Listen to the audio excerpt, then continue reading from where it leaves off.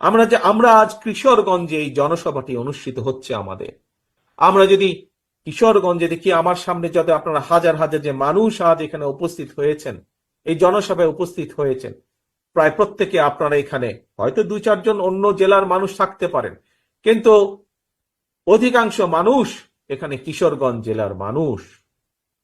কিশোরগঞ্জ জেলার সম্পর্কে আমি কিশোরগঞ্জ জেলা যে কিভাবে একটি বাংলাদেশের মধ্যে অন্যতম একটি সম্ভাবনাময় জেলা, আমি 2-1টি কথা দিয়ে আপনাদের সামনে তুলে ধরতে চাই। প্রিয় ভাই বোনেরা, বড় মৌসুমে আপনাদের এখানে প্রচুর ধান হয়। আপনারা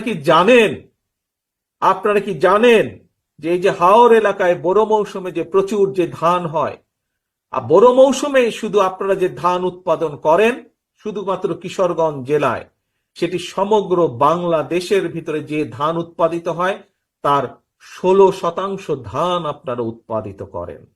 তার মানে দেখুন কত সম্ভাবনাময় একটি জেলা। সমগ্র দেশের 16% ধান একটি অঞ্চলেই আপনারা উৎপাদিত করেন। যদি সঠিক পরিকল্পনা গ্রহণ করা সম্ভব হয়, সঠিক পরিকল্পনা গ্রহণ করা যায়, যদি এই ধান যেই কৃষক ভাইয়েরা উৎপাদন করছেন তাদেরকে যদি রাষ্ট্রের পক্ষ থেকে সঠিকভাবে সহযোগিতা প্রদান করা যায়, তাহলে এই 16%কে আমরা আরো বেশি, হয়তো 20% আমরা করতে সক্ষম, 20% আমরা করতে সক্ষম, 25% আমরা করতে সক্ষম, কৃষকদেরকে সঠিকভাবে যদি সহযোগিতা করতে সক্ষম হই আমরা। প্রিয় ভাই বোনেরা, আসুন এবার কিশোরগঞ্জের আরেকটি সম্ভাবনার দিক আমরা দেখি। এখানকার যে অষ্টগ্রাম বলেন, ইটনা বলেন, মিঠাপুকুর বলেন, এই এলাকার যে বিশাল হাওর আছে, এই হাওরে বিভিন্ন প্রকারের মাছ উৎপাদিত হয়।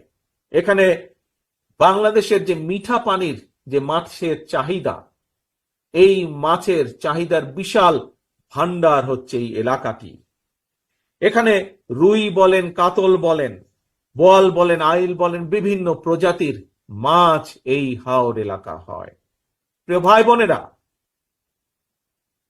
বিদেশে এই মাছ কেন আমরা রপ্তানি করতে সক্ষম হব না? আজকে যদি আমাদের গার্মেন্ট শিল্পের পোশাক রপ্তানি করে যদি বাংলাদেশ কোটি কোটি বৈদেশিক মুদ্রা বছরে অর্জন করতে সক্ষম হয়, তাহলে কেন আমরা কোনোদিন, যদি আমরা সঠিকভাবে পরিকল্পনা গ্রহণ করতে সক্ষম হই, যদি আমরা মৎস্য চাষী যারা আছেন তাদেরকে যদি সঠিকভাবে রাষ্ট্রের পক্ষ থেকে সহযোগিতা দেওয়া যায়, তাহলে গার্মেন্ট শিল্পের মাধ্যমে যেমন বিশ্বে বাংলাদেশের একটি পরিচিতি, ঠিক একইভাবে মাছ রপ্তানি করেও আমরা বাংলাদেশে কে পরিচিত করে দিতে পারবো বিশ্বের দরবারে।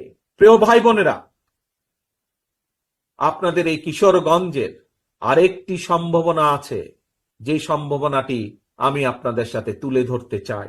হয়তো অনেকেই সেই সম্ভাবনাটি বিষয় অনেকেই জানা নেই, কারণ এইটির ব্যাপারে খুব বেশি প্রচার বা প্রসারও নেই। সেটি কি হচ্ছে?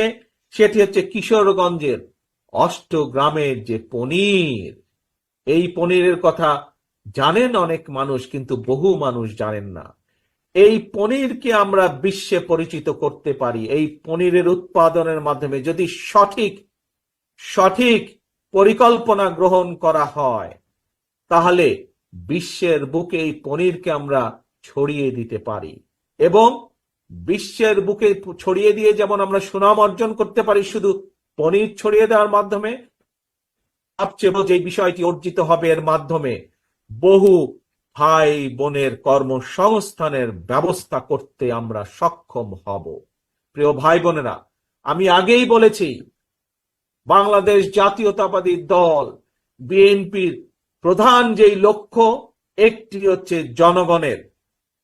জনগণের রাজনৈতিক অধিকার প্রতিষ্ঠার সংগ্রাম।